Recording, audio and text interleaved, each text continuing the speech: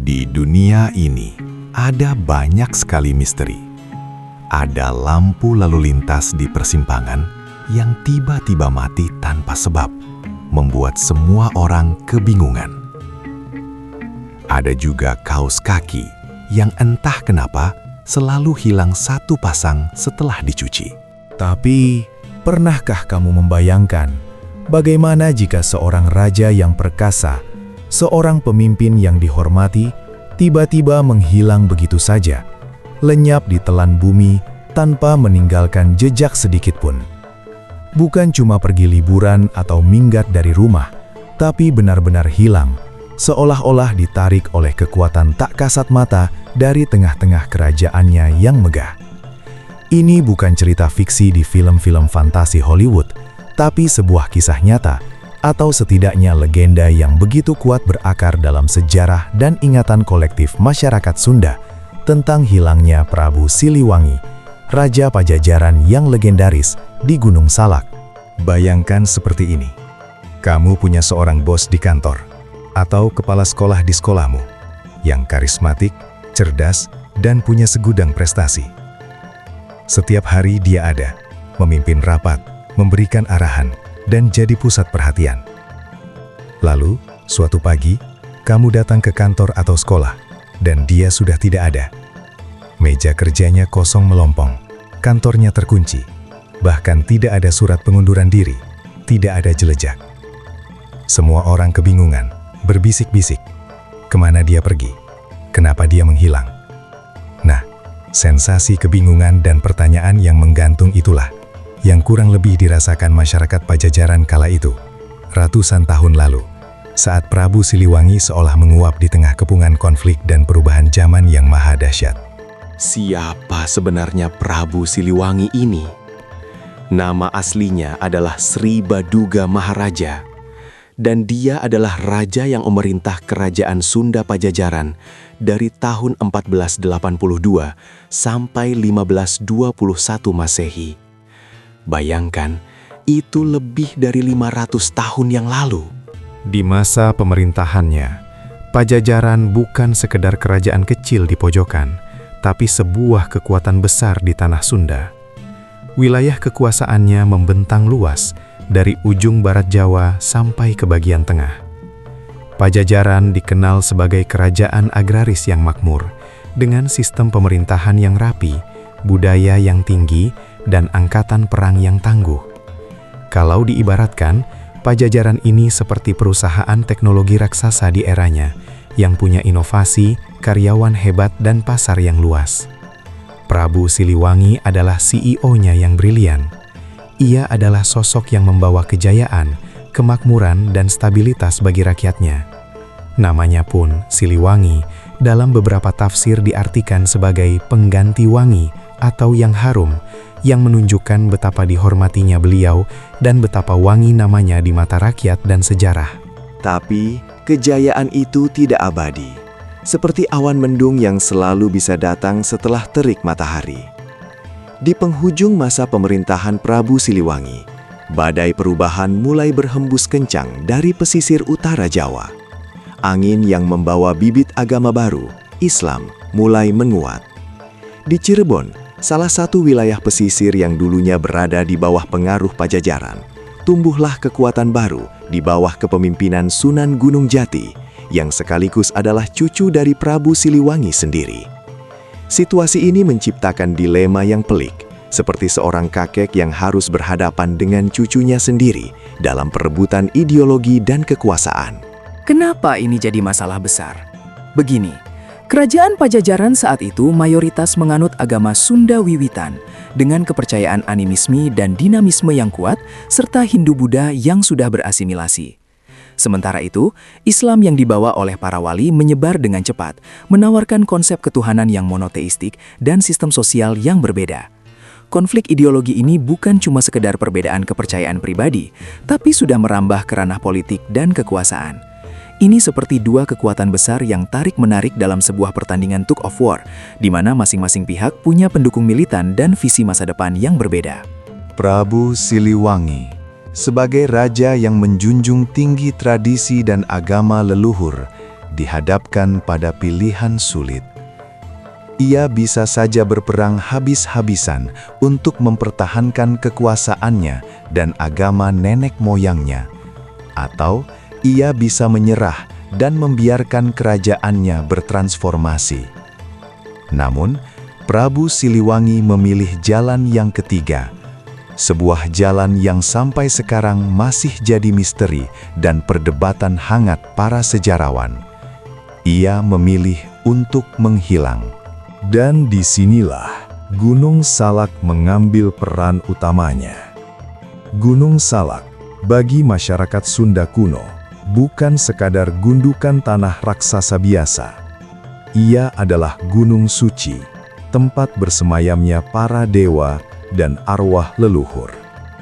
Ia adalah tempat untuk mencari kesunyian, menenangkan diri, dan mendekatkan diri pada alam serta pencipta. Ibaratnya, Gunung Salak itu seperti server utama bagi kepercayaan Sunda kuno, di mana energi spiritual dan kekuatan gaib berpusat. Lokasinya yang terjal, dengan hutan belantara yang lebat, juga menambah kesan mistis dan sulit dijangkau. Tidak heran jika Prabu Siliwangi memilih tempat ini sebagai lokasi terakhirnya sebelum lenyap.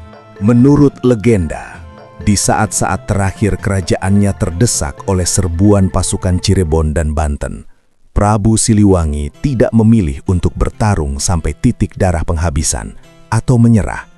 Ia memilih untuk ngahiang di Gunung Salak. Apa itu ngahiang? Ini adalah konsep spiritual dalam kepercayaan Sunda kuno, di mana seseorang yang memiliki kesaktian tinggi dan kemurnian jiwa bisa menghilang dari alam duniawi, berpindah ke alam gaib tanpa meninggalkan jasad. Ini bukan seperti mati dan dikubur, melainkan seperti menjelma menjadi entitas spiritual yang tetap ada, tapi tidak lagi terlihat oleh mata manusia biasa. Kamu bisa membayangkan konsep ini seperti saat kamu bermain game online. Karaktermu tiba-tiba menggunakan skill menghilang atau teleportasi, dan ia lenyap dari pandangan lawan. Dia tidak mati, dia masih ada, tapi berada di dimensi yang berbeda atau tidak bisa dideteksi. Nah, kurang lebih seperti itulah gambaran ngahiang Prabu Siliwangi. Ia dianggap tidak mati, melainkan bersemayam dan menjadi penjaga gaib di tanah Sunda, khususnya di Gunung Salak dan sekitarnya. Banyak yang percaya bahwa ia bersama para pengikut setianya yang juga memilih untuk tidak tunduk pada kekuasaan baru, ikut serta dalam proses ngahiang ini, dan kini menjadi karuhun atau leluhur yang menjaga. Lalu, apa dampaknya dari hilangnya sang raja? Dampaknya sangat masif, seperti ketika batu besar jatuh ke dalam kolam yang tenang, menciptakan riak-riak yang menyebar kemana-mana. Pertama, secara politik, hilangnya Prabu Siliwangi menjadi penanda runtuhnya kerajaan Pajajaran. Tanpa pemimpin yang dihormati dan kuat, kerajaan itu perlahan-lahan bubar dan pecah. Ini seperti sebuah perusahaan besar yang CEO-nya tiba-tiba hilang. Otomatis, roda perusahaan akan berhenti, karyawan kebingungan, dan akhirnya perusahaan itu bisa saja kolaps. Kerajaan Pajajaran yang begitu megah di eranya akhirnya harus menyerah pada perubahan zaman. Kedua, secara kultural dan spiritual, hilangnya Prabu Siliwangi justru semakin menguatkan posisinya sebagai tokoh legendaris. Ia tidak dilihat sebagai raja yang kalah atau melarikan diri, melainkan sebagai sosok sakti yang memilih jalannya sendiri, menolak tunduk pada kekuatan baru dan abadi dalam wujud spiritual. Kisah ngahiang ini menjadi fondasi bagi kepercayaan masyarakat Sunda tentang adanya karuhun yang menjaga, tentang pentingnya melestarikan nilai-nilai leluhur, dan tentang misteri alam gaib yang menyelimuti Gunung Salak. Ini menciptakan sebuah narasi heroik yang tidak lekang oleh waktu, menjadi bagian tak terpisahkan dari identitas budaya Sunda. Bahkan sampai hari ini, kamu bisa melihat dampak dari legenda ini. Ada banyak tempat di sekitar Gunung Salak yang dianggap sakral dan dikaitkan dengan Prabu Siliwangi. Para peziarah datang untuk mencari ketenangan, merenung, atau sekadar merasakan aura mistis yang dipercaya ada di sana. Masyarakat lokal menjaga situs-situs yang diklaim sebagai petilasan atau peninggalan Sang Prabu, seolah-olah Sang Raja masih ada, mengawasi dari balik tirai gaib. Kisah-kisahnya diceritakan turun-temurun, dari kakek ke cucu, dari generasi ke generasi, menjadikan Prabu Siliwangi bukan sekadar nama dalam buku sejarah, tapi entitas yang hidup dalam imajinasi dan keyakinan banyak orang. Misteri hilangnya Prabu Siliwangi ini sebenarnya memberikan kita sebuah pelajaran berharga, bahwa terkadang dalam menghadapi perubahan yang tak terhindarkan, ada pilihan yang lebih dari sekadar menang atau kalah secara fisik. Ada pilihan untuk menjaga kehormatan, prinsip, dan keyakinan, bahkan jika itu berarti harus menghilang dari pandangan dunia. Ini adalah cerita tentang sebuah perpisahan agung, sebuah sayonara yang tak terucapkan, yang justru menciptakan legenda yang lebih besar dan abadi daripada sekadar kemenangan di medan perang. Jadi, kemana Prabu Siliwangi pergi? Apakah ia benar-benar ngahiang ke alam gaib?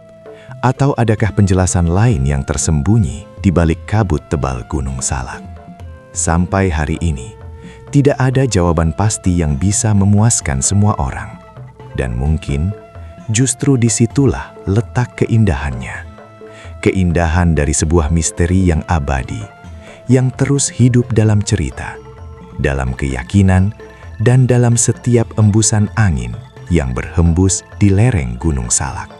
Prabu Siliwangi mungkin telah menghilang secara fisik, tapi warisan dan legendanya akan terus hidup, selamanya menjadi bagian tak terpisahkan dari jiwa tanah Sunda.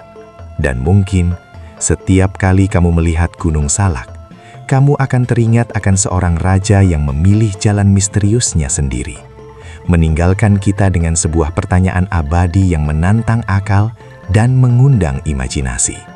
Kemana sebenarnya dia pergi?